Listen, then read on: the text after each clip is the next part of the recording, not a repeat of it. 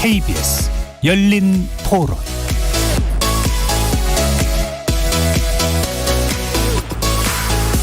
안녕하십니까. KBS 열린 토론 정준희입니다.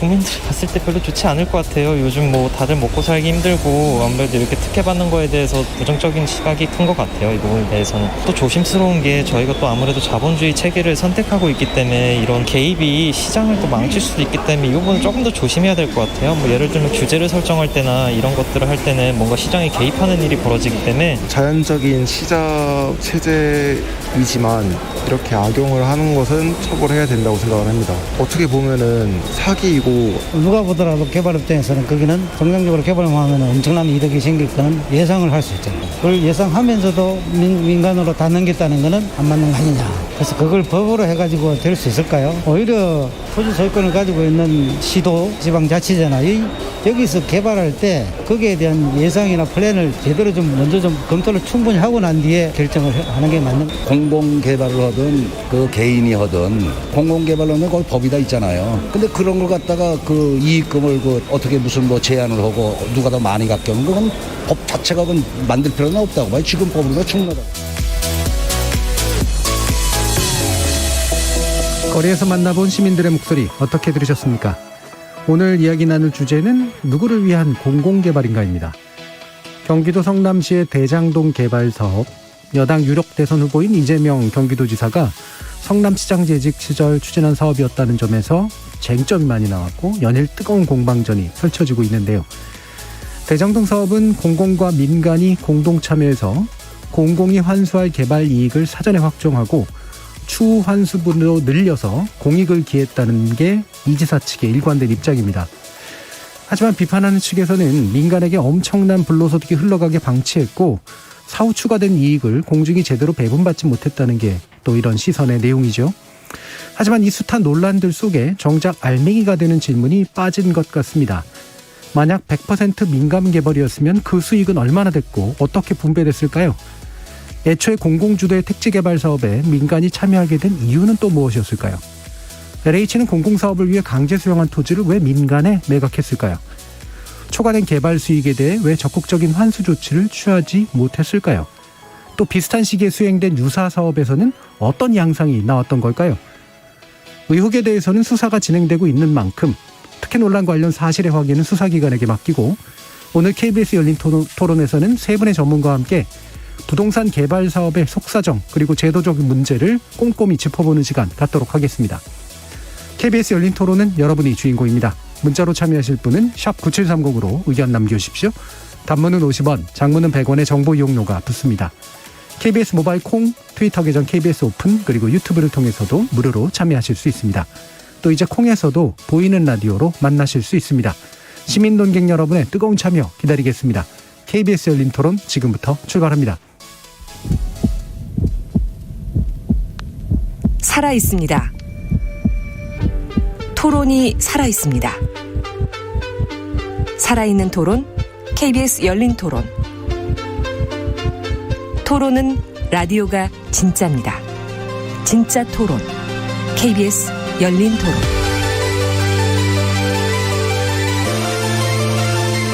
오늘 함께해 주실 세 분의 전문가 소개하겠습니다. 먼저 참여연대 정책위원이신 김남근 변호사 자리하셨습니다. 네, 안녕하십니까. 김진유 경기대 도시교통공학과 교수 자리하셨습니다. 네, 안녕하십니까. 그리고 이현석 건국대 부동산학과 교수 함께하셨습니다. 예, 안녕하십니까. 자, 지금 한참 이제 벌써 몇 주째 대장동 사업에 관련된 논란들이 있고요. 또 수사까지 진행되다 보니까 굉장히 커졌고 이게 대선 주요 인사하고 관련된 문제다 보니 거의 뭐 사생결단하듯이 이제 싸우고 있는 그런 상태인데 정작 정말 실체가 뭐고 이 사업이 어떤 거였는지에 대해서 우리가 이해하는 데 굉장히 많은 장애들이 있는 것 같아요. 그래서 뭐 저희 토론도 여러 번 했습니다만 대부분 사실은 비전문가 분들께서 자기신의 정치적 주장을 펴는 경우들이 더 많아서 오늘은 전문가분들을 정말 모시고 이 사업의 구체적인 어떤 측면들을 좀 꼼꼼히 짚어보는 그런 시간을 마련했는데요. 일단은 대장동 사업의 개요부터 좀 사실적으로 정리해보고 구체적인 궁금증들을 좀 해결해봤으면 좋겠습니다. 김남근 변호사님께서 정리 좀 해주시죠. 예, 최근에 광명시흥 그 3기 신도시 예정지구의 그 토지 투기 사태가 이제 많이 논란이 됐습니다. 근데 노무현 정부 말에도 이제 2기 신도시 예정지의 토지 투기가 많이 문제가 됐습니다. 그래서 그 판교에 대해서는 이런 그 토지 투기에 대처하기 위해서 이런 대토 같은 보상 같은 거 하지 않고 100% 공영 개발을 한다 그래서 공영 개발 특별지구로 지정이 됐거든요. 이 대장지구라는 건 그 판교 고 공영 개발하는데 어떻게 보면 끝자락쯤에 있는 이제 그런 이제 땅이었습니다. 근데 이제 이명박 정부가 들어오니까 분위기가 많이 바뀌었어요. 그래서 이명박 정부는 오히려 이제 LH가 민간과 경쟁하지 마라. 민간이 안 하는 것만 하라. 이제 이런 정책 기조를 내세우게 되니까 그 분위기 하에서 이 LH가 개발하기로 했던 것들을 민간에게 넘겨라라는 이제 그런 로비들이 많이 있었습니다. 그래서 9명이 구속되기도 했었고 그 다음에 결국 이제 그런 정책적 기조하에서 이게 LH가 사업을 포기해서 이제 민간 개발로 추진이 됐던 거죠. 그래서 실제로 이제 뭐 저축은행 이런 데서 한 2천억을 빌려다가 이제 토지를 막 매입하는 시행 사업을 하다가 그게 이제 성남의 이재명 시장이 당선이 되면서 민간 합동 개발로 전환이 되면서 이제 그게 엎어지기도 했었죠. 근데 처음에 이재명 시장은 이걸 다시 그러면 성남시가 공영 개발을 하겠다. LH가 안 하면은 이렇게 이제 추진을 했어요. 근데 그러려면은 이 택지를 개발하려고 하게 되면 토지 보상비라든가 거기 뭐 각종 도로 뭐 이런 것들 놔야 되니까 그 기반시설 비용 같은 걸 마련하려면 뭐 조 단위의 돈을 동원해야 되는데 그래서 성남시 의회에다가 지방채를 이제 발행할 수 있게 해달라 이렇게 했는데 이제 성남시 의회는 또 민간 개발을 그런 그 이명박 정부와 똑같은 입장을 가진 이제 그런 정당이 다수당이다 보니까 이제 거부를 당했죠. 그러니까 어떻게 보면 이제 그 성남시의 입장에서는 스스로 공영 개발을 못하는 상황 속에서 이제 어떻게 보면 차선책으로 민간 합동 개발이라는 것들을 추진하게 됐던 것이고요.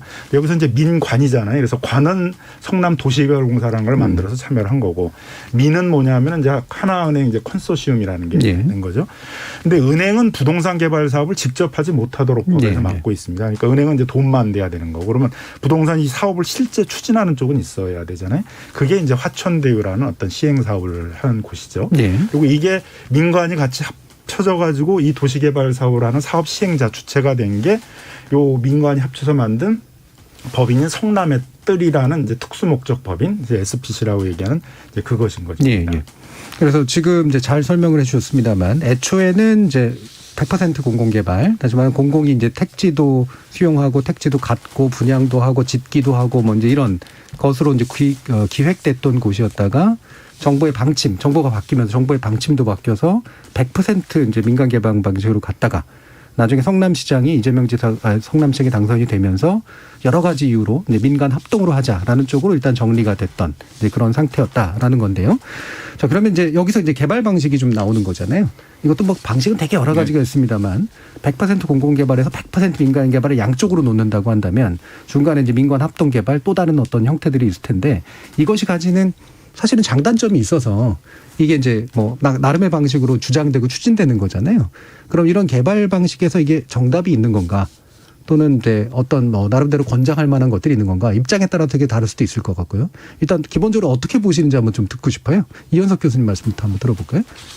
예, 사실 뭐 이게 공영 개발, 뭐 민영 개발, 혹은 또 이제 민간 합동 개발 그러면 뭐 영어로는 뭐 PPP 그래가지고 퍼블릭 프라이빗 파트너십에서 이렇게 뭐 다양한 방식이 있죠. 그러니까 다양한 사례에 다양한 방식들이 적용되는 건데 지금 현재는 이 대장동은 여러 가지 우여곡절이 있었지만 마지막 방법은 민간 합동 개발이었고 모법은 도시개발법에 의해서 이루어졌죠. 그래서 도시개발법은 사실은 최근에는 뭐 민간이 많이 사용하는 법인데 택지개발촉진법은 주로 공공이 이제 LH가 뭐 도시를 만들 때 신도시를 개발할 때 많이 썼고 그리고 택지개발촉진법 같은 경우는 그 수익자의 그 이윤율에 대한 상한 조항이 2010년에 들어가 있었고 근데 도시개발법은 같이 수용을 통해서 수용권을 발동해서 택지를 확보함에도 그런 조항이 없었다라는 게 사실은 모법에 이제 문제가 하나 있는 거죠. 그래서 과도한 이익이 발생하게 된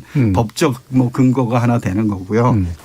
또 하나는 제가 지적하고 싶은 거는 그 성남도시개발공사가 그 당시에 만들어졌는데 사실은 전문성 부족 혹은 무지무능에 대해서 얘기를 안 할 수가 없어요. 우리가 2000년대 초반에 그 IMF 직후에 엄청나게 그 부동산 시장 폭락하고 거의 나라가 망할 지경이 됐다가 다시 그 바로 회복했잖아요. 네. 그 당시에 우리가 당했던 게 뭐냐면 리만 브라더스나 이런 그 외국의 벌처 펀드들이 들어와서 우리 부동산을 사서 몇 배의 이익을 남겼어요. 예. 그런 아픈 기억 때문에 우리 부동산 업계에서는 그 한 2010년에는 이미 그 수익에 대한 상한 조건에 대해서 캡을 씌우는 게 일반화돼 있었어요. 예. 사실은 그런 부분들이 아마도 택지개발 촉진법에 이 반영이 됐던 거로 저는 생각을 하는데 이 공공 부분에서 이러한 부분에 대한 인식이 없었다라는 거에 대해서 저는 그 전문성에 대해서 되게 의심할 수밖에 없고 사실은 무능했다, 무지했다 혹은 뭐 부패까지 연결되는 이런 부분이 있다라고 생각을 하고요. 예.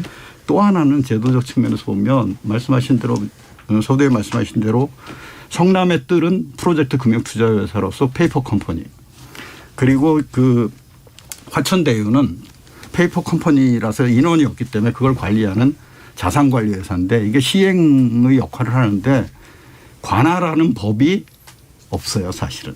무슨 얘기냐면 예전엔 법인세법에 의해서 했고 지금은 조세특례 제한법으로 해서 간단하게 돼 있어요.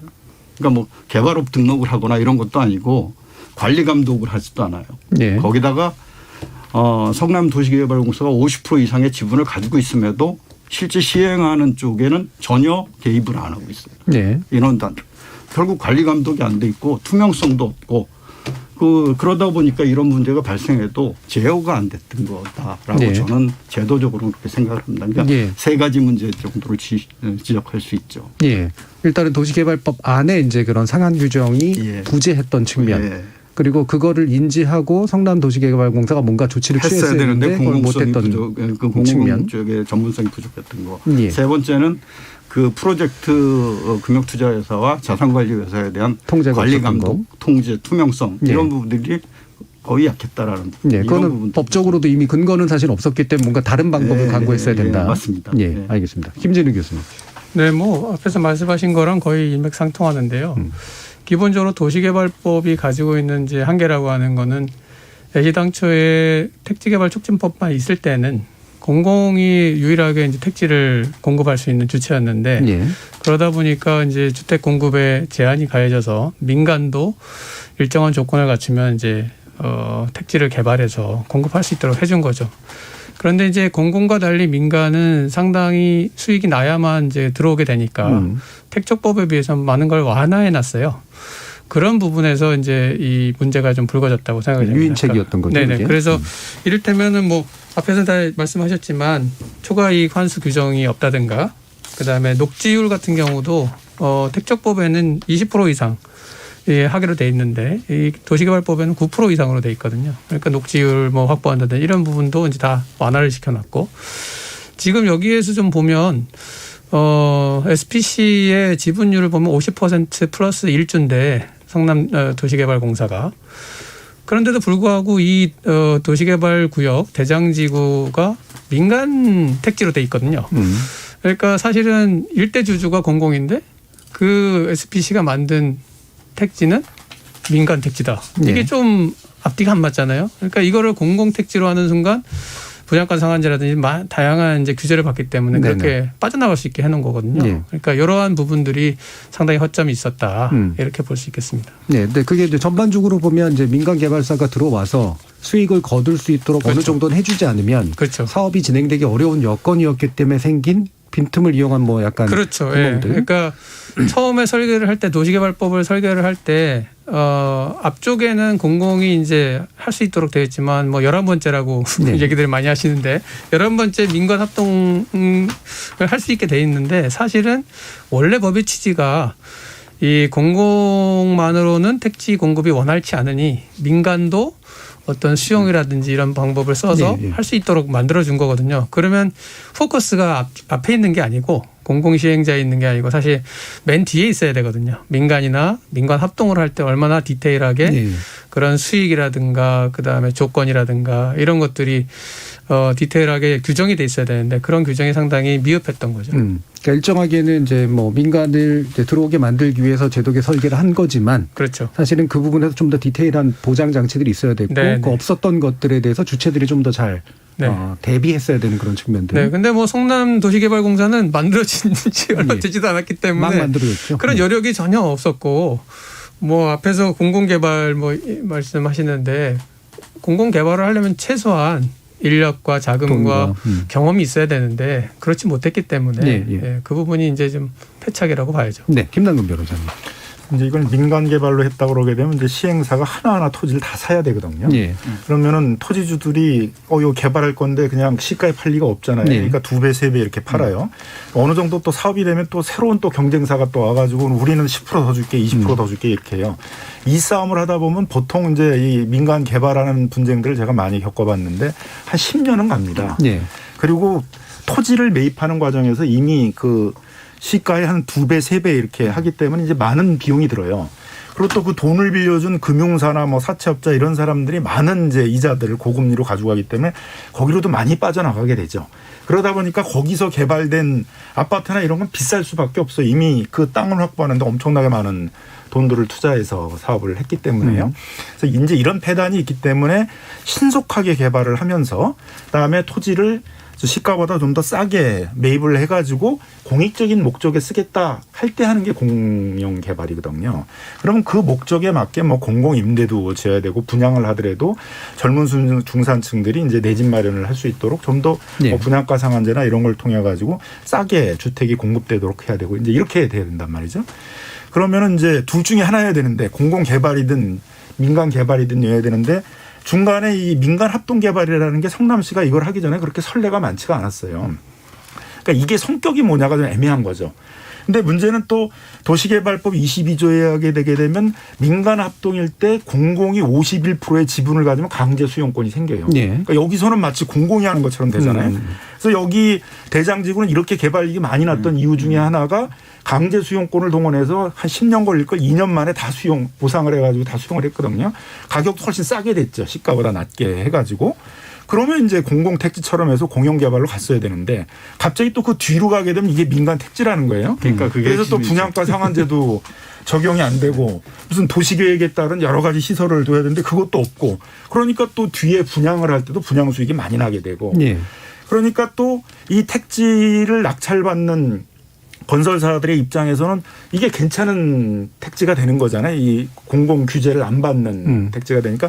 그래서 이 택지 낙찰가가 한 120% 예정가에 보통 예정가보다 떨어지게 돼 있거든요. 더 싸게 공급이 돼야 되는데 그보다 한 120% 이렇게 높게 이제 책정이 돼서 그래서 이제 개발이익이 많이 나게 된 거죠. 그래서 민간 합동 개발이라는 거는 이제 앞으로는 저는 뭐 가능하면 안 하는 게 좋은데 이제 그러려면은 이제 그 이렇게 되는 이유가 성남시와 같은 지방자치단체가 자체 개발할 사업 비용을 못 조달하기 때문이잖아요.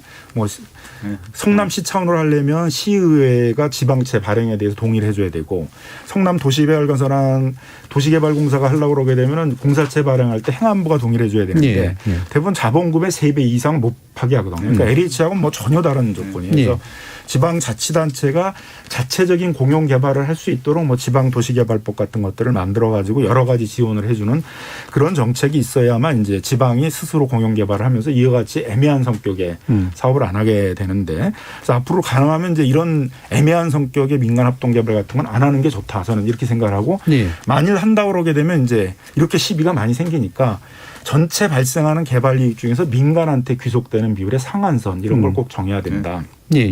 자율적으로 맡기니까 어떤 데는 하고 어떤 데는 안 하고 그러니까 반드시 이제 그런 개발 이익 총량을 예측하고 그거에 대해서 그런 이제 예상하는 초과이익이 많을 경우에 있어서는 상한선을 두고 그건 다시 이제 재분배하도록 하는 저도 그런 시스템을 이제 만들어야 된다 생각합니다. 김 변호사님 말씀에 뭐 상당 부분 동의를 하는데 근데 문제는 민간 합동 개발 사업을 자제해야 된다라는 거는 조금 동의하기 힘든 부분인데 입장은 다를 수 있어요. 자제해야 된다가 아니라 가능하면 공영 개발로 해보고 안 될 때 불가피하게 해야지. 그러니까 우리가 보통 보면 지금 이렇게 주택 그 가격이 폭등하고 지금 이렇게 된 이런 상황까지 된 거는 사실은 공급에 대한 문제들이 상당히 컸었거든요. 그래서 공급은 제가 보면 지금 택지개발촉진법 같이 공공이 하는 거 확대하고 민간이 하는 이 도시개발법 확대하고 그리고 또 같이 합쳐서 하는 것도 사실은 확대할 수 있으면 하는데 여건마다 다르기 때문에 제도들을 정비하는 게 사실 중요하고 제도들에 있어서 이렇게 지금 문제가 된 거는 아까 김 변호사님 말씀하셨지만 강제 수용권을 발동해서 경찰권이죠. 경찰권을 발동해서 이 수용을 한 이러한 사업에 대해서 상단의 수익, 추가 이익에 대한 아무런 규제가 없었다라는 이런 부분이 문제지 이 사업 자체가 방식이 문제인 건 아니기 때문에 그리고 또 하나는 그 아까 서두에 말씀드렸지만 화천대유나 이 성남의뜰 같은 이런 제도적인 틀들이 너무 관리의 사각지대에 있었기 때문에 예, 예. 그건 아까 강조해 그런 주셨고요. 부분들을 예. 정리를 하는 게 저는 그게 그 기본이지 만약에 이걸 우리가 이런 게 문제가 생긴다 그래서 이걸 다 줄이고 막아야 한다 그러면 또 몇 년 후에 우리는 지금의 그 겪는 그 곤란들 국민들이 겪는 곤란을 또 겪을 수밖에 없는. 알겠습니다. 예. 예. 그러니까 뭐 아까 이제 일부는 또 아까 또 처음에 강조해 주셨던 내용이기도 하셔가지고요. 그 어떤 식으로 이제 입장을 가지는가는 또 뒤에서 다시 한번 또 얘기할 기회가 좀 있을 것 같고요. 근본적으로 이제 지적해 주신 이게 민간 합동 개발이라고 하는 모호한 형태를 취할 수밖에 없었던 제도적 여건이나 당시 성남시의 여건이라고 하는 게 이제 결국은 이제 문제의 출발점이라고 이제 볼 수가 있는 건데. 그러면 아까 뭐 여러 차례 지적을 해주셨지만 이제 성남도시개발공사가 그 막 만들어져서 당장 자금 여력도 없고 이런 이제 그 채권 발행하는 방식에서도 이제 문제가 있고 그렇기 때문에 결국은 민간을 끌어들일 수밖에 없었던 구조 이제 이런 거잖아요. 그러면 이게 이제 이 LH가 애초에 그냥 택촉법 아까 말씀하신 그 방식으로 하기로 했던 거로 할 수 없었던 이유는 뭘까? 이게 정책이 바뀌어서이긴 할 텐데. 그러면 또 다른 방법은 없었을까? 택지는 어떤 식으로 그럼 수용하고 팔았어야 되는 걸까? 이런 이제 질문들이 나올 거예요. 김진우 교수님께서 말씀 주시죠. 네. 뭐 그 당시의 여건을 보자면은 당시에는 상당히 이제 처음에는 뭐 LH가 05년도에 이걸 진행을 하려고 하다가 진행이 좀 잘 안 되고 있던 차에 공공기관의 이제 부채 문제가 불거졌습니다. 재무 건전성 이런 부분이 이제 강조가 되면서 이 L과 H 주택공사와 토지공사를 붙여놔서 이제 효율성을 기하려고 했는데 부채 비율이 더 높아지고 있다. 이건 문제가 아니냐. 그래서 이 부채 비율을 조정하고 낮추는 과정에서 LH가 이제 택지 사업들 중에서 일부 수익성이 없는 사업이라든지 이런 사업들을 접었고 그 다음에 있는 택지도 팔았거든요. 그래서 그 당시에 상당히 택지를 많이 팔아가지고 그걸로 이제 그동안 대출받았던 걸 갚은 거죠. 그래서 부채 비율이 많이 떨어졌습니다. 16년도에 366%에서 현재 20년도에 234%거든요. 많이 떨어지는데 그렇기 때문에 이제 여기서 손을 뺀 거죠. 손을 빼고 난 다음에 여기는 언젠가는 개발될 거라고 보고 있기 때문에 이제 화천대유에 그 지금 참여하고 있던 그 사람들이 이제 땅을 매입하기 시작했고 민간 이제 개발을 하려고. 근데 아무래도 민간 개발을 하려고 이제 땅을 매입하는 과정에서 다양한 이제 협의를 통해서 하다 보니까 속도가 느려졌고. 그래서 이제 성남시에서 이재명 시장이 된 다음에 이걸 빨리 민원이니까 이건요. 언젠간 개발을 해야 되고 그냥 민간 맡겨놓으면 굉장히 좀 더 난개발이 될 것 같고. 그래서 이제 이거를 그냥 놔둘 수는 없다. 그런데 우리가 하려고 했더니 지방채 발행은 안 된다고 그러고.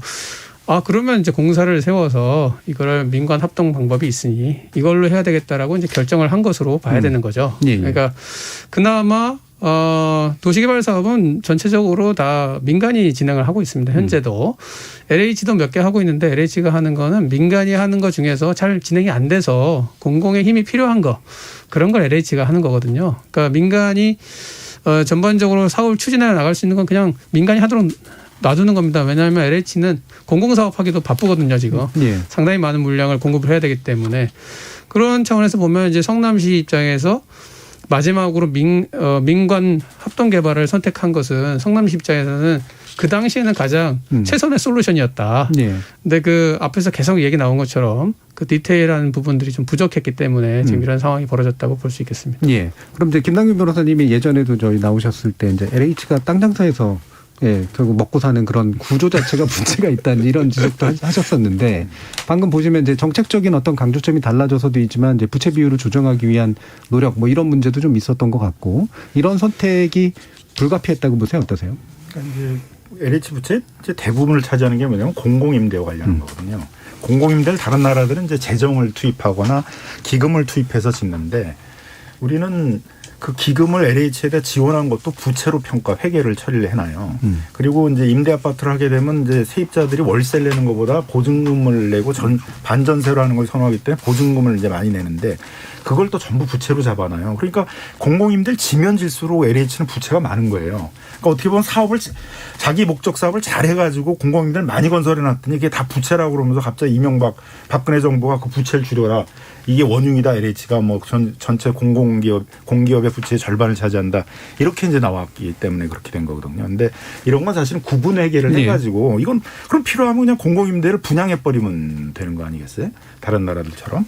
그러니까 이거는 나중에 얼마든지 해결할 수 있는 부채이기 때문에 따로 구분 회계를 했어야 되는 거죠. 네네. 지금 이제 구분 회계를 해놔요. 그래서 LH의 부채 문제를 다룬 데 있어서는 공공임대 걸 빼놓고 이제 나머지 걸 갖고 하니까 지금 이제 다르게 이제 평가하는 제도가 만들어졌는데 이제 그 당시에는 그렇게 하면서 이걸 해결하는 방법으로 택지를 팔라고 그랬어요. 그래서 이게 뭐 대장동만 문제가 된 게 아니라 거기 옆에 있는 고등동이라는 데는 이미 또 LH가 수용까지 다 해서 택지를 확보해 놨는데 그걸 또 팔았어요. 그래서 그 박근혜 정권 시절에 이 공공택지만 넘겨받아가지고 갑자기 급성장한 건설회사들이 있어요. 뭐 어떤 회사는 그 사이에 급성장해가고 대우건설 같은 엄청난 10여 년 되는 데로 오히려 인수할 정도가 됐고 어떤 데는 뭐 언론사도 인수하려고 그러고 이렇게 이제 특혜를 많이 받은 셈이 된단 말이에요. 그러니까 이런 시비가 생기니까 그렇게 하지 않으려면은 이제 정부가 3기 신도시 같은 걸 개발할 때 어느 정도 재정을 지원해 주거나 주택도시금 같은 걸 좀 지원을 해줘야 되고 만일 불가피하게 이제 땅을 팔아가지고 개발 비용을 마련하려고 그러게 되면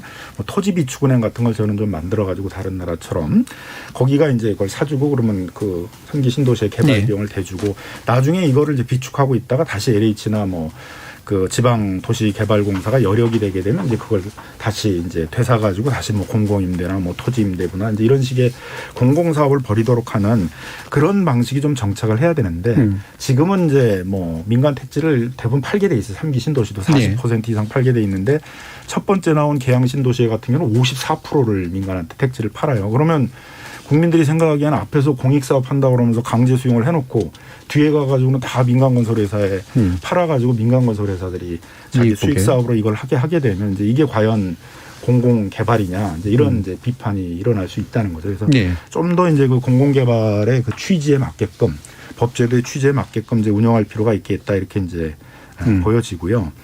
그 다음에 이제 그 지방도시개발공사들이 역할을 할 수 있게 해줘야 되는데 지방도시개발공사들을 똑같이 지방공기업법으로 묶어놨어요.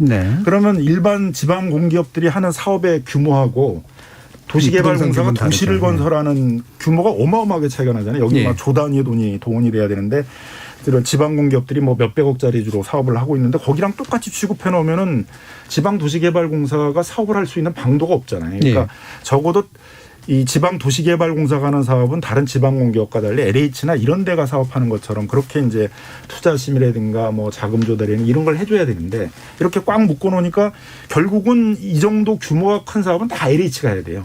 그러니까 또 한편으로 LH가 비대해지니까 저번에 LH 사태 나온 것처럼 또 각종 비리나 뭐 이런 부패가 나온다 그러잖아요. 그러면 LH를 어떻게 보면 축소를 좀 해야 되는데 그걸 자꾸 쪼개자고 그러는데 쪼개는 게 아니라 지방자치단체하고 지방하고 역할 분담을 하게 해야 되는데 지방하고 역할 분담을 하게 하려면 지방도시개발공사들이 자체적인 공영개발 정도를 할 수 있게끔 그렇게 이제 해줘야 된다. 지금 그러니까 LH만 해도 정책적인 거나 정책 철학이 바뀐 측면도 있지만 사실은 공공개발을 염두에 두고 LH를 잘 활용하려면 충분히 할 수도 있는 여러 가지 대안적 방식들이 있었음에도 불구하고 사실 그러지 못하게 만든 면 한계를 하나 지적해 줬고 또 한 가지 이제 그 지자체와의 이제 역할 분담이 대단히 필요하다라는 부분도 지적해 주셨는데 아까 이제 이현석 교수님께서 성남도시개발공사가 개발공사가 이제 무능했거나 무지했거나 뭐 여러 가지 문제가 있었거나 이런 측면을 얘기하셨지만 이게 사실 그때 이제 막 만들어진 거고 방금 말씀하신 제도적 한계도 굉장히 좀 있었잖아요.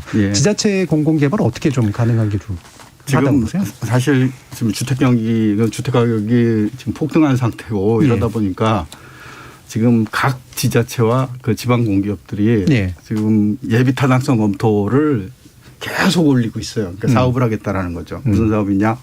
분양 사업이에요. 그러니까 아파트 분양 사업, 공동주택 분양 사업을 하겠다라는 건데 그 소관을 들여다보면 다 택지개발법이나 이거에 의해서 용도 변경하고 강제 수용해서 아파트 분양 사업을 하겠다. 그러니까 이게 만약에 그 조금 전에 이제 김 변호사님 말씀하신 공영개발이라면 이것도 또한 엄청난 문제를 내포하고 있어요. 네. 어떤 문제냐면 LH도 그리고 예전에 LH 전신인 토지공사와 주택공사도 택지 개발한 다음에 그 주택들 직접 건설도 했어요. 특히 주택공사는. 근데 그게 왜 그러면 바뀌었느냐. 공영 택지를 개발하는 것까지는 종합 마스터 플랜을 해서 수용을 해서 하는 건 공공이 하는데 건축물을 짓고 아파트를 짓고 분양하고 하는 거는 사실은 또 다른 문제.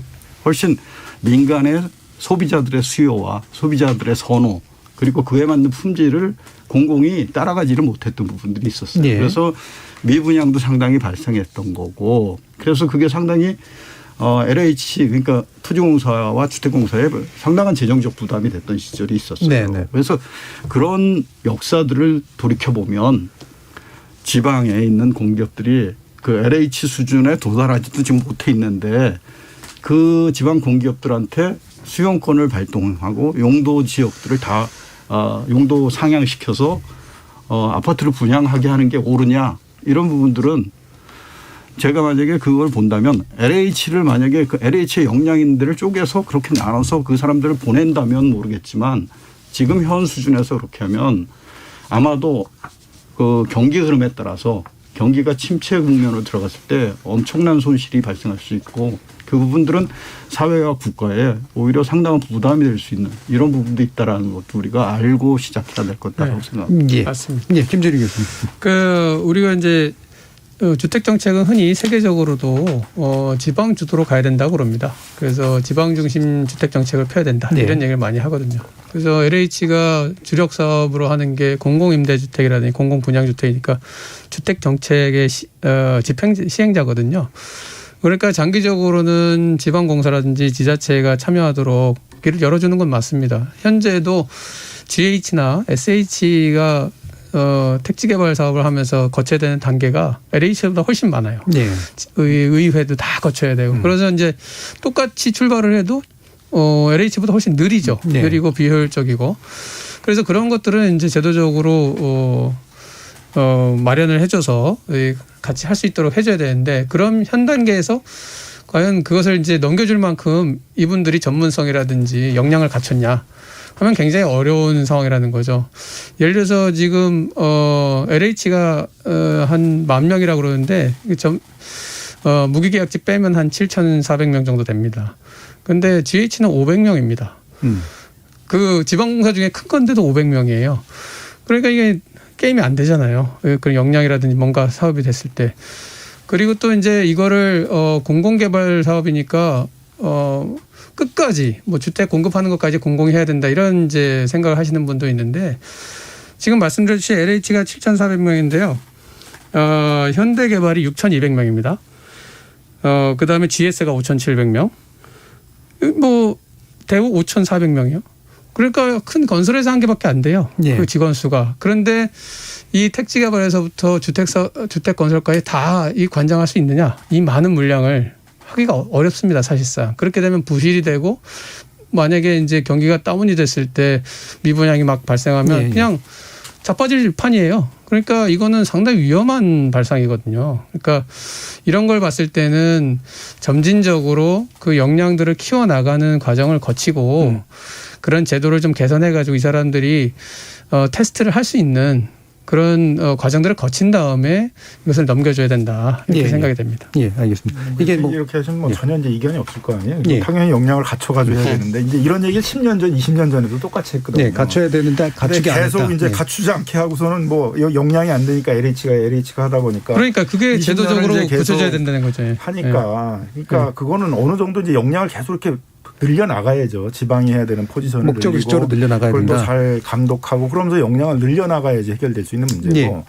그다음에 이제 LH나 GH나 이제 그 경기도시개발공사는 이런 데가 직접 시공까지는 하진 않아요. 대부분들 같은 경우에 있어서는 분양은 자기가 주체로 하더라도 시공이나 이런 건 뭐 턴키 방식 해가지고 뭐 유명 브랜드의 그런 걸로 분양 건설을 하게 하고 그렇게 할 수 있으니까 그거는 제가 보기에는 이제 뭐 얼마든지 민간도 그 공영 개발을 하면서도 시공이나 이런 부분에 있어서는 참여할 수 있게 하는 다양한 방법들이 있기 때문에 예. 저는 이제 어느 정도는 특히 이제 강제 수용권을 동원한 거라면 그건 이제 공영 개발이라는 그런 성격으로 가야지 강제 수용권을 발용해 놓고 지금 성남 대장처럼 그 다음에는 또 이게 민간 택지야 그러니까 그 공적인 규제를 받으면 안 돼 이런 식으로 나가버리면 이제 여러 가지 이런 문제가 이제 발생할 수밖에 없다라고 이렇게 보여지고요. 예. 근데 이제 민간이 하게 되면 저는 뭐 민간이 해야 되는 데도 많이 있다고 생각이 들어요. 이제 용인이라든가 김포 이런 데들이 이제 대표적으로 민간들이 도시개발법에 의해서 토지의 면적의 3분의 2 이제 토지 소유자의 2분의 1씩 이제 이렇게 토지를 확보를 해가지고 도시개발 사업을 한다는데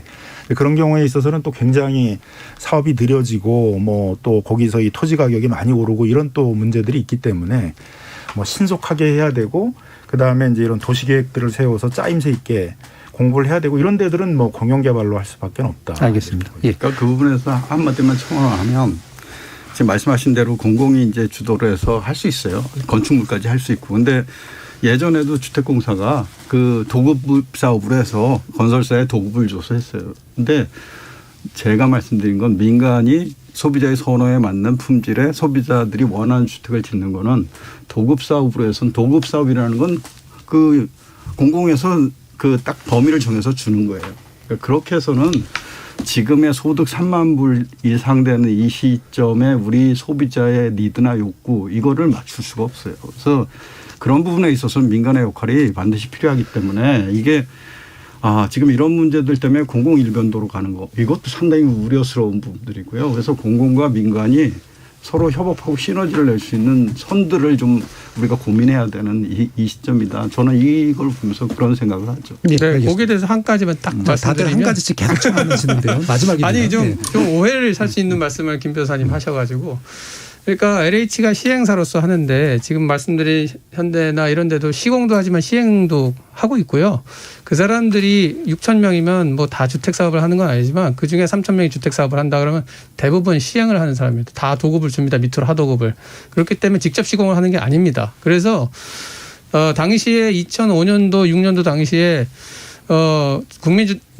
국민임대주택을 추진한다고 10만 원씩 이제 사업 승인을 받으라고 그랬거든요. LH가 8만 원, 7만 원씩을 했는데요.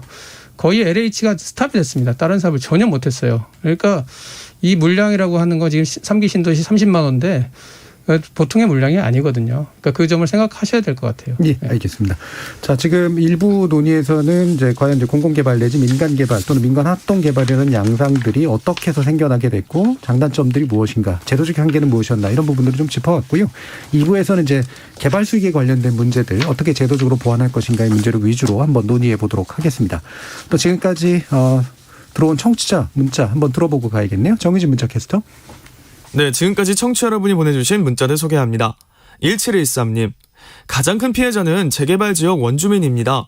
원주민들에게 수익이 돌아가야지 왜 항상 원주민은 배제되고 돈잔치는 토건 세력과 정부의 몫이 되는지 납득이 안 됩니다. 시대는 바뀌었는데 법은 아직 1980년대에 머물러 있습니다. 이번 기회에 법을 바꿔야 합니다.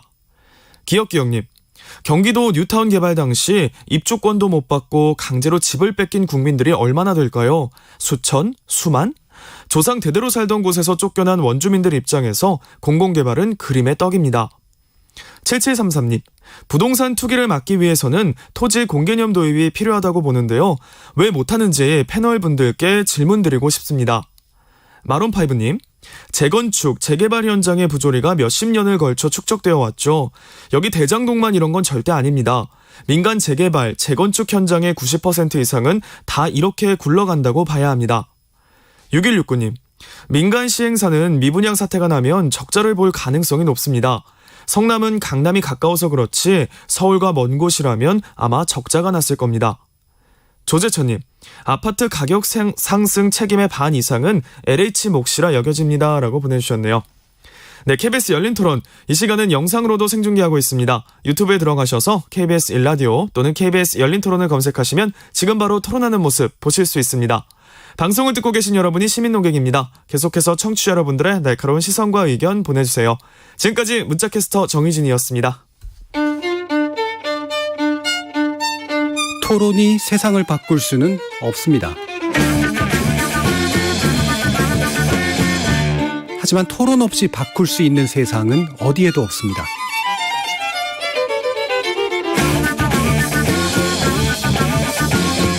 세상의 선한 변화를 갈망하는 당신. 정답이 아니라 질문의 힘을 믿는 당신. 우리 KBS 열린 토론에서 만납시다.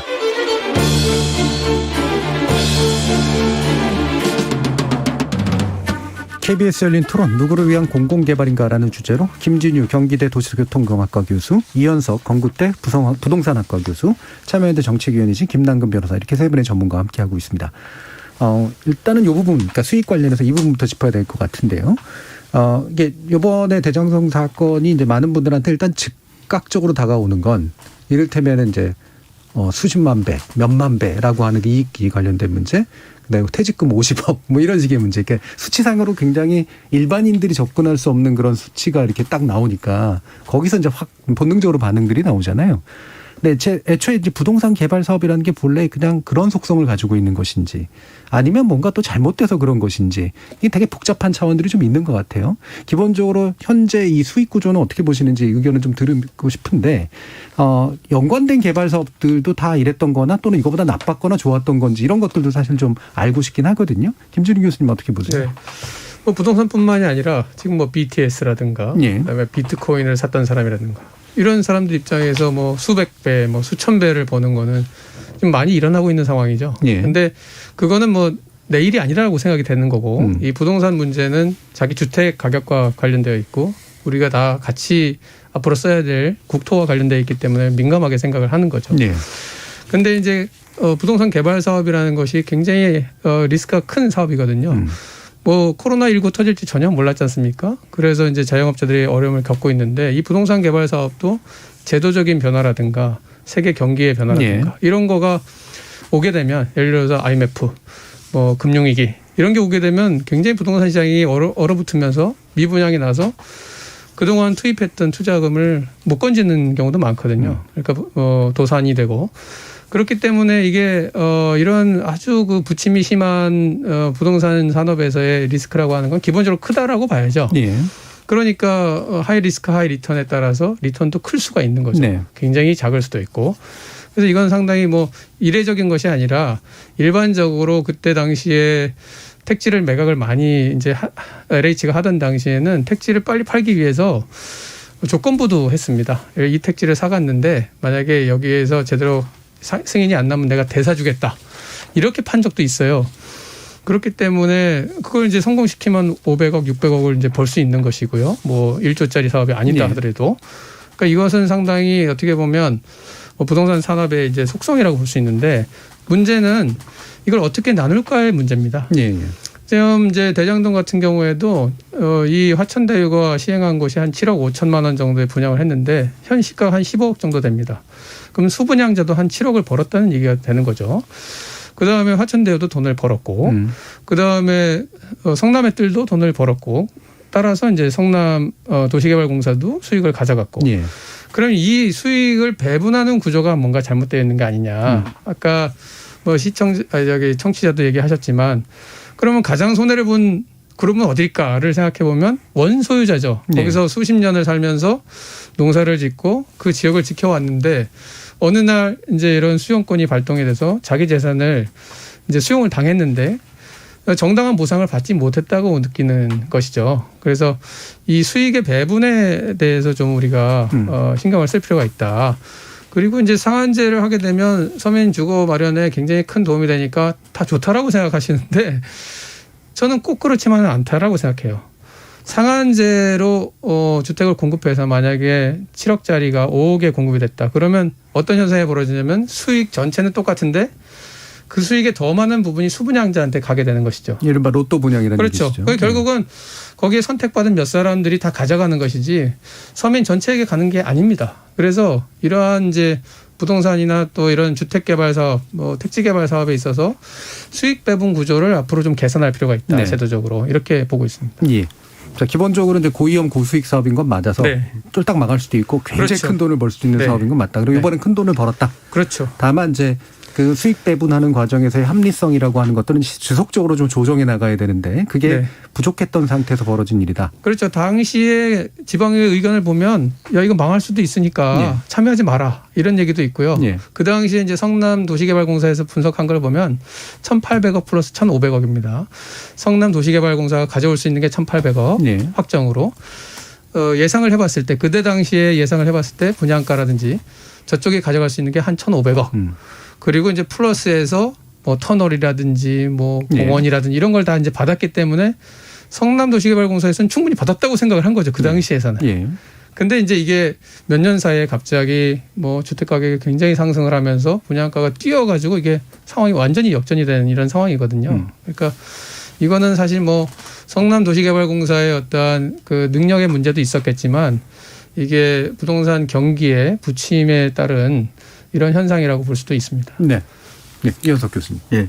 제가 이제 청취자 의견 들을 때 제일 아프게 다가오는 문장이 하나 있었는데 그 원주민들이 상대적으로 그 박탈감을 느낀다 이 부분인데 이거의 원천이 뭐냐 하면 기본적으로 공익사업의 그 토지보상법에 보면 우리가 이제 수용을 하게 돼 있는데 수용은 사실 선진국도 다 합니다. 그 공익사업이나 퍼블릭 인터레스트 공공의 이익을 위해서는 에미넌트 도메인 해서 뭐 가장 대표적이죠. 근데 우리는 이 수용을 너무 남발하고 있다라는 거예요. 네. 그리고 수용 토지수용법에 보면 공공사업에 대해서 공익사업으로 인한 이익분에 대해서는 반영 못하게 돼 있어요. 토지 가격 평가할 때 결국은 이걸 남용하고 그리고 이거를 너무 하다 보니까 이 부분에 대한 엄격한 그 검토와 이 적용이 필요한데 우리는 사실은 주택사업 대부분 다 이거 수용으로 해서 거기다가 분양사업들, 분양아파트도 다 대부분 이거로 하고 있어요.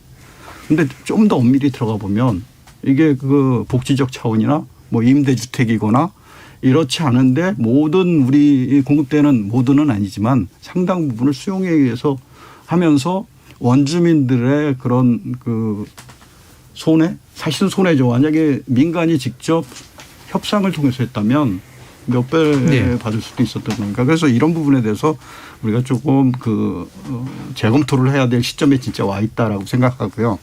두 번째는 아까 민간 이익 부분들 얘기인데 저희가 이제 민간 이익이 과다하다 이렇게 얘기를 해서 이제 지금 계속 성토를 하고 있지만 화천대유나 이 성남의들.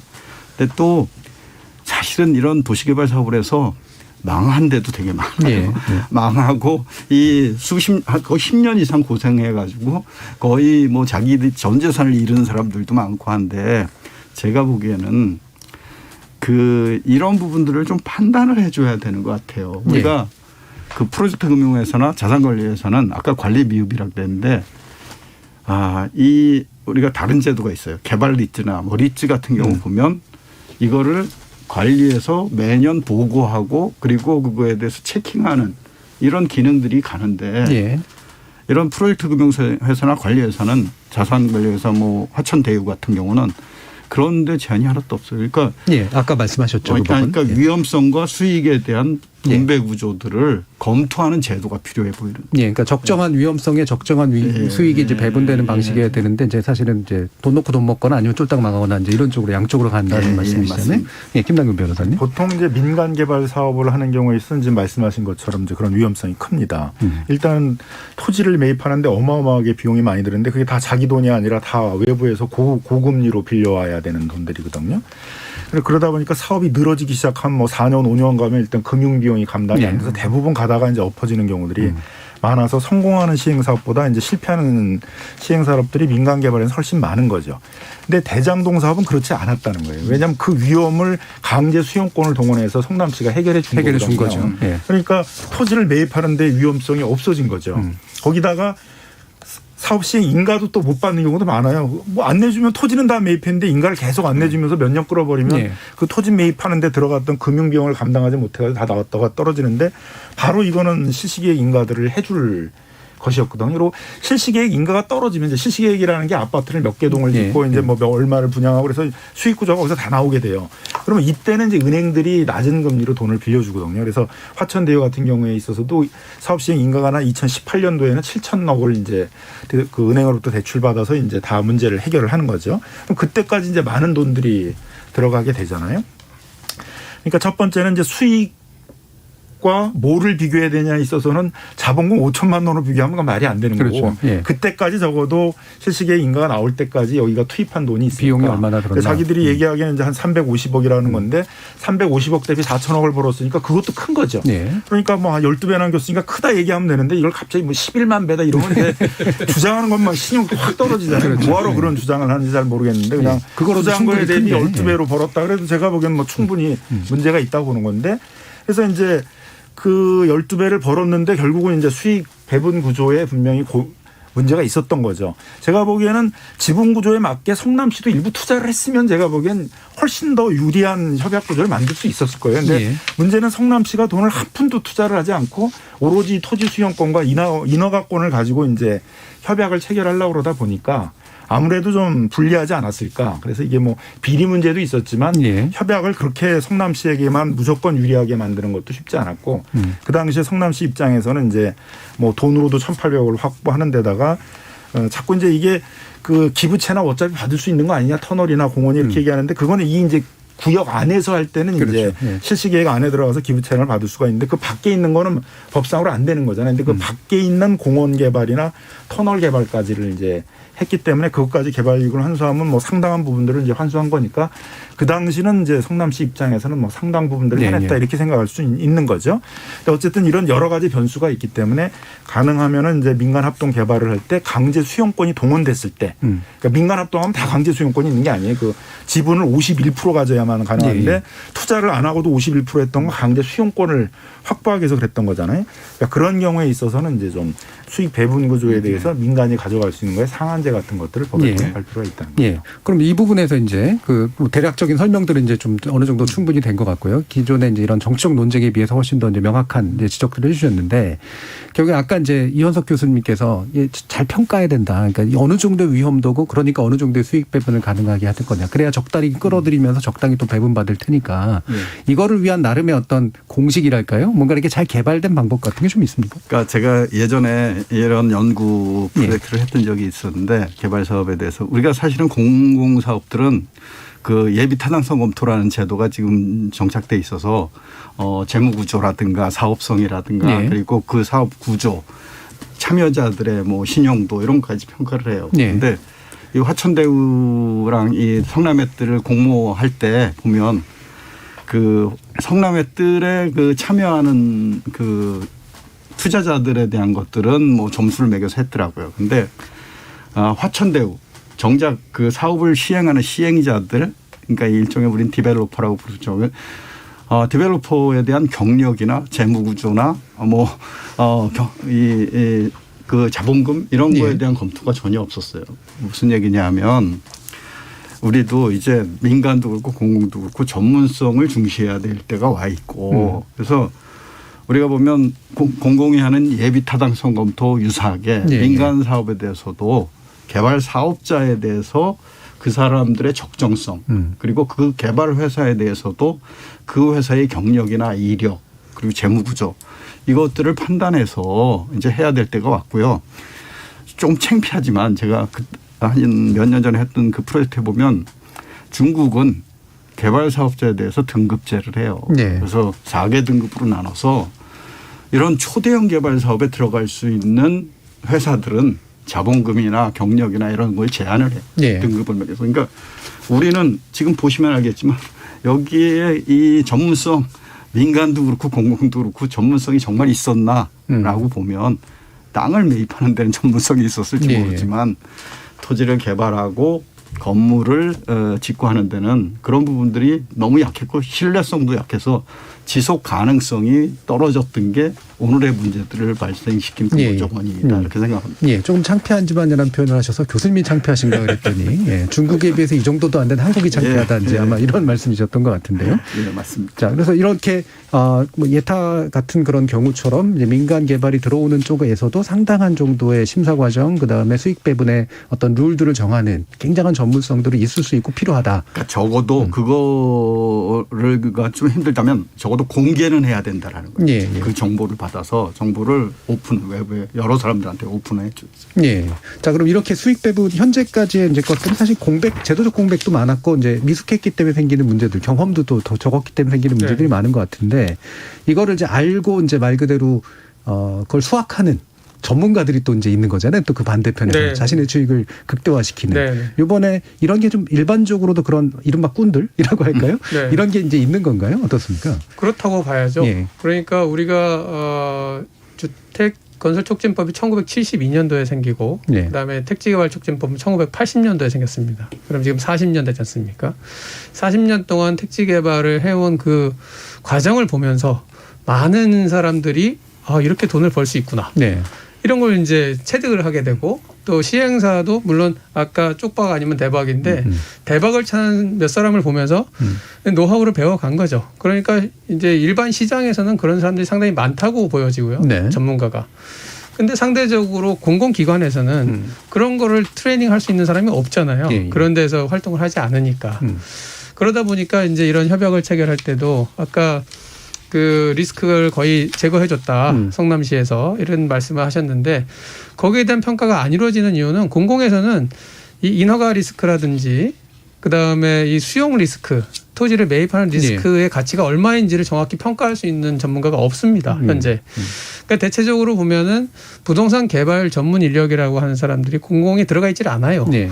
공공에는 뭐 도시계획과 건축과 토목과 이런 분들이 있지 이 개발에 대한 이런 돈의 흐름이라든가 그 리스크 관리라든가 이런 거에 대한 인력들이 없거든요. 네. 그래서 사실 이런 부분들이 지금 빨리 보강이 돼야 된다. 그래서 우리나라의 부동산 개발 전문 인력이라고 하는 제도가 있긴 한데 그거는 뭐 건축사, 뭐 감정평가사 이런 사람들이 일정 시간이 지나면 그냥 주는 겁니다. 네. 그렇게 해서는 어렵고 지금 이현석 교수님 말씀대로 전문성을 확보하려면 이것에 대한 이제 전문 자격증 제도라든지 그다음에 뭐 그 회사들의 등급 제도라든지 이런 걸 마련해 가지고 그걸 계속 꼼꼼히 체크를 해갖고 이 사업들이 문제없이 굴러가게 하고 그리고 앞에서 나온 얘기를 조금 해서 좀 안 됐습니다만 수익 배분 구조에 있어서 이 수용을 당하는 원주민들이 수용하는 시점에 그냥 수익이 끝나는 게 아니라 그 개발 사업이 제대로 굴러가서 마지막 단에서 수익이 많이 나면 그 수익의 일부를 원주민들이 가져갈 수 있는 구조를 해줘야 되거든요. 근데 지금은 거기서 딱 끊어버려요. 그러고 이거를 공공이 하면 공공이 다 가져가고 공공하고 민간이 하면 이제 나눠 가지고 민간이 하면 민간이 다 가져가고 이런 구조다 보니까 상당히 이게 수익 배분이 불안전하고 불공평하고 네, 그렇게 느껴지는 거죠. 그러면 이제 이런 소위 말하는 꾼들, 그러니까 나름대로 자기에게 유리하게 판을 짤 수 있는 사람들에 비해서 공공 쪽에서는 사실은 그들의 어떤 속내를 파악해가지고 딱 반격도 하고 따갈 거 따가고 또 배분할 거 배분하고 이런 식의 역량이나 전문성이 떨어진다. 그게 확실히 떨어지고 그런 사례가 이런 게 있습니다. 해커들을 채용을 해가지고 보안 요원으로 쓰지 않습니까? 국가에서. 이게 똑같은 겁니다. 그래서 개발 사업에 화이트 해커 같은 역할을. 그렇죠. 화이트 해커를 우리가 찾아야 되는 거죠. 그 화이트 해커들을 적극적으로 공사라든지 이런 공공사업을 하는 사람들의 조직으로 끌어들여서 그 사람들과 협상을 할 수 있게끔 그다음에 그런 리스크를 평가를 할 수 있게끔 만들어야지 이게 해결이 되는 구조다 이렇게 생각이 됩니다. 요거하고 연관지어서 이제 또 김남국 변호사님께는 이게 법조 문제니까 한번 또 같이 또 결합해서 여쭤봐야 될 것 같은데 이 전관 법조인들이 많이 들어간 게 인허가 단계 영향력을 발휘하기 위해서냐, 뭐 아니면은 말 그대로 그냥 저 뒷배경으로 병풍처럼 앉아있기 위해서냐, 어떤 역할들을 했을까 사실 이제 이런 궁금증들이 좀 있거든요. 뭐 방금 말씀해주신 그런 측면하고 연관이 있는지는 잘 모르겠습니다만 두 부류가 있었을 거라고 생각이 들어요. 이제 하나는 이제 국회의원이나 이제 이런 사람들을 대거 영입한 거는 이제 그 사람들을 잘 활용하게 되면은 국회의원이라는 부분들이 뭐 자기 상임위 일만 하는 게 아니라 뭐 지방자치단체의 영향력도 행사할 수 있고 뭐 아무래도 인허가나 이런데 좀 뭐 압박이나 이런 것들도 좀 줄 수가 있고 하니까 그런 걸 기대했을 가능성이 많이 있고 아마 이런 분들이 50억 대상들이 아니었을까 저는 생각이 드는데 예. 그건 이제 뇌물성이 있는 거죠. 그다음에 이제 고위 법조인들을 이제 갖다 앉혀놓고 뭐 고문료로 한 달에 뭐 1,500만 원씩 줬다 이런 거는 제가 보기에는 이제 이름을 빌리는 거죠. 화천대 이런 데가 딱 봐도 수사받기 딱 좋고 예. 재무조사받기 딱 좋고 뭐 행정적인 여러 가지 조사받기 딱 좋잖아요. 조그만 회사가 엄청 돈을 벌었다 그러니까 예. 그거는 정보를 들으면은 수사기관이나 국세청이 가만히 있겠어요? 그러니까 본인들 스스로도 이게 수사나 국세청 조사나 이런 걸 받아야 되니까 근데 그러려면 이제 명망가들을 이렇게 쫙 우리가 고문단으로 딱 놓으면 그러면은 이제 그게 방패가 되잖아요. 그러니까 예전에 이제 사모펀드 사건 생겼을 때 뭐 옵티머스나 라인 예. 이런 데가 이제 고위 그런 법조인들을 쫙 앉혀놓고 나중에 수사가 들어올 거에 대비해서 이제 우리는 이만한 신망이 있는 회사다라는 식의 포장을 하려고 했던 것처럼 그런 부분도 저는 있다라고 이제 보여지고요. 근데 이제 이런 게 문제가 되는 게 다른 나라들은 고위법관이나 검찰을 나오게 되면 절대 이런 걸 안 하거든요. 네네. 다 후배 양성이나 대학에 가서 뭐 후배 양성이나 이런 걸 하는데 유독 우리나라가 이렇게 고위법관으로 나오시거나 고위검찰청을 하신 분들이 다 이런 데 가서 그냥 쓸데없이 그냥 이름 빌려 이게 이제 이름 빌려주고 돈 받는 거거든. 쉽게 하면 자기 이제 이름 빌려주고 돈 받고 이런 행위들을 하니까 이제 법조인들에 대한 신뢰도 떨어지게 되고 그렇잖아요. 이제 후배들이 네. 보기에는 이제 이게 뭐겠어요. 후배들이 한 달에 1,500만 원 벌으려고 그러면 얼마나 힘들겠어요. 네. 변호사들이 근데 그냥 이름만 빌려주고 1,500만 원 받고 그러면 이 생각으로 공직생활을 버틴다는 얘기도 있고요. 그러니까 조금 이제 이건 이제 법조 윤리 영역의 문제인데 예, 예. 그래서 적어도 우리가 뭐 대법관이나 고등 뭐 부장이나 뭐 검사장이나 이런 거 하고 나온 사람들은 내가 후배 양성을 하고 뭐 책을 쓰고 내 경험을 전수하고 이런 게 내 인생의 남은 목표라고 생각을 해줘야지 이걸 가지고 내가 남은 인생에서 돈 벌겠다 큰 먹으로 돈을 벌겠다 그렇게 하면 안 된다 이렇게. 네, 김남국 변호사님이 고위 쪽에 가셔야 되는데 나중에 책도 많이 쓰시고 이럴 텐데 책은 많이 쓰시고. 자 그러면 이게 시간이 많이 남지는 않았습니다. 이건 짧게만 한 마디씩 들어볼게요. 그러니까 요즘 이런 얘기들이 나오니까 어떻든 이게 심지어는 민간 개발 쪽으로 엄청나게 주장했던 야당 쪽도 막 공공개발주의자처럼 이제 바뀌어버렸잖아요. 지금의 상태라고 하는 게. 그리고 이제 결국은 이게 뭐 어쨌든 공공의 중요성을 다시 한번 환기시키는 계기가 된 것도 사실인데 이른바 토지공 개념 내지 뭔가 공공이 더 많이 뭔가 역할을 하고 뭐 필요한 만큼 또 민간이 할 수 있도록 하는 그런 단계에서 공공성의 강화의 방식들은 어떤 게 좀 있을까에 대한 간단한 한번 답들을 듣고 싶어요. 토지공 개념에 대해서 어떻게 생각하시는지. 예, 김민재님 교수님. 네. 토지공 개념은 굉장히 좀 큰 개념이기 그렇죠. 때문에 이걸 네. 이제 바닥으로 내려서 디테일하게 어떻게 설계하느냐가 중요하겠죠. 토지 공개념에 뭐 반대한다. 이건 뭐 제가 볼 때는 그거는 뭐 어불성설이고 우리가 뭐 살아있는 동안만 내 토지지 뭐 죽은 다음에는 어차피 후손들이 가져가는 거지 않습니까? 그런데 이제 이거를 어떻게 실제 적용을 해야 우리가 살기 좋은 공간을 만들고 그다음에 우리뿐만 아니라 우리 주변에 있는 사람들이 안정된 주거 생활을 할 수 있느냐. 여기에 이제 방점이 맞춰져야 되는 거죠. 그러니까 우리가 임대차 3법을 하면서 상당히 임차인들을 보호하려고 했지만 여러 가지 부작용이 생겼듯이 이 토지공 개념도 마찬가지라고 생각을 합니다. 그러니까 공공과 민간이 어떤 해야 될 역할을 잘 구분을 해서 그 역할을 매진할 수 있도록 역할에 매진할 수 있도록 제도화하는 거. 예. 이게 굉장히 중요한데 그러면 택지 개발에 있어가지고 그러면 민간 택지 개발한 거 앞으로 다 막을 거냐. 그렇게 되면 주택 공급이나 택지 공급이 많이 위축이 될 거거든요. 그렇게 할 수는 없으니까 앞에서 말씀드린 바와 같이 민간이 택지 개발을 하더라도 일정 수준 이상의 수익을 가져가는 것에 대해서 어느 정도 안전장치를 해주고 또 수용권을 발휘했을 때는 그 수용당한 원주민들에 대해서 추후에 어떤 수익이 많이 발생했을 때 다시 돌려주는 이런 제도적인 걸 마련하고 다만 이제 원주민 중에도 종류가 있죠. 그러니까 한 달 전에 사는 원주민도 있고 한 10년 전에서부터 그렇죠. 이제 사서 있는 원주민도 있고 해서 그런 거는 뭐 양도소득세라든가 이런 거를 좀 조정을 해서 그렇게 그러니까 불가피하게 그런 소득이 가지 않도록 그렇게 해야 되겠지만 그런 전체적인 그 디테일한 그 제도를 잘 설계하게 되면 당연히 과도한 이익이라든가 투기 이런 것도 예방하면서 그 수익들이 골고루 배분되는 이런 식의 토지에 대한 어떤 수익 배분 이걸 이룰 수 있다고 생각이 됩니다. 네, 이현석 교수님께서 한 2분 정도 말씀 들어볼게요. 이게 마지막 코멘트입니다. 예.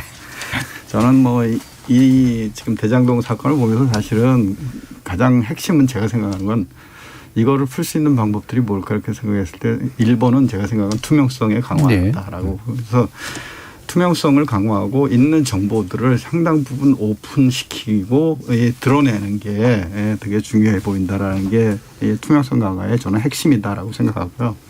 그런 측면에서 제도적인 거를 보면 우리가 이 PFV 지금 프로젝트 금융투자회사가 들어갔는데 그 제도와 유사한 제도가 아까도 좀 얘기했지만 리츠 제도가 있어요. 리츠 제도는 기본적으로 다수의 투자자들이 모여서 그 오픈하고 그리고 매년 보고하게 돼 있고 그리고 지금 현재는 국토부의 관리 감독을 받게 돼 있죠. 그래서 이 부분들을 좀 활용하면 똑같이 법인세 혜택을 받고 있거든요. PFV랑 같이. 그리고 김준희 교수님 아까 좋은 아이디어 말씀하셨는데 원주민들이 나중에도 만약에 예상되는 것보다 훨씬 초과이익이 생기면 분배할 수 있는 이런 틀을 만들려면 리츠 제도에 투자자로 참여시키는 거예요.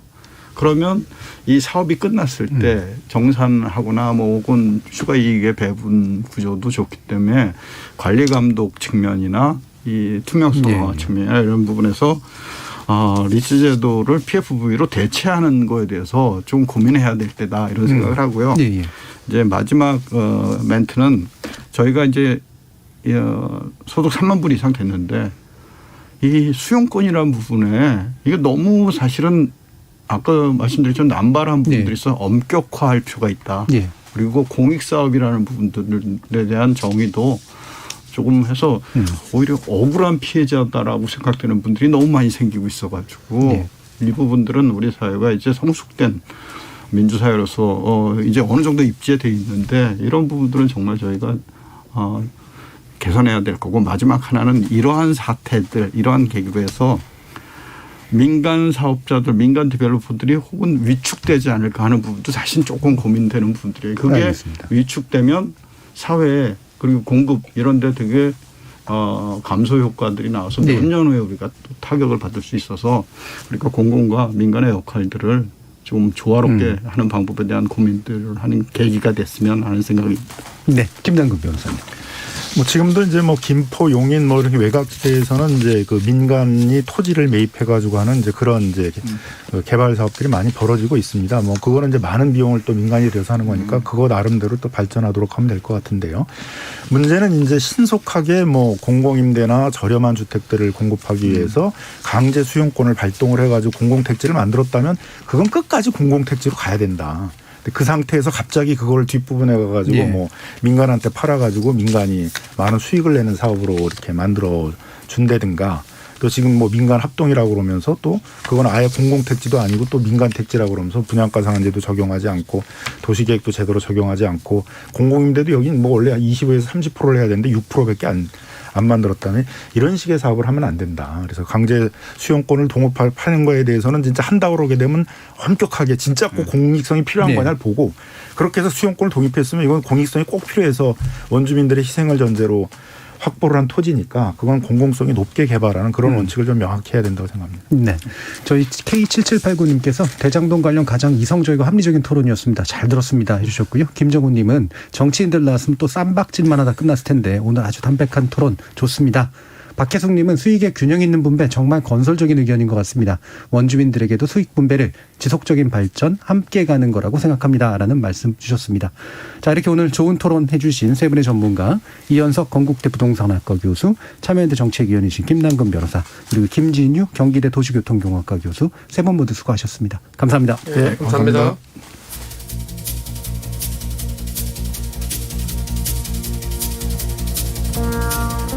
많이들 알고 또 느끼시겠지만 현대 민주주의는 주어진 문제에 대한 정답을 얻는 데 최적화된 제도는 아닙니다. 그게 다수결이 됐든 수결을 통한 공론화가 됐든 말이죠. 서로 다른 정치적 이념을 가진 집단이 각자의 주장을 펼치게 그냥 두어서 그 가운데 다수의 여론을 획득한 쪽에게 문제 해결의 주도권을 맡긴 다음 그에 대한 책임을 지워 주도권의 교체 여부를 결정하는 게 우리가 할 수 있는 최선이라고 보는 제도일 따름입니다. 이런 한계를 인정한다고 하더라도 하지만 제대로 된 질문까지 포기하지는 말아야겠죠. 그리고 이번 선거에서 각자가 내놓은 답을 듣고 결정해야 할 테고요. 지금까지 KBS 열린 토론 정준이었습니다.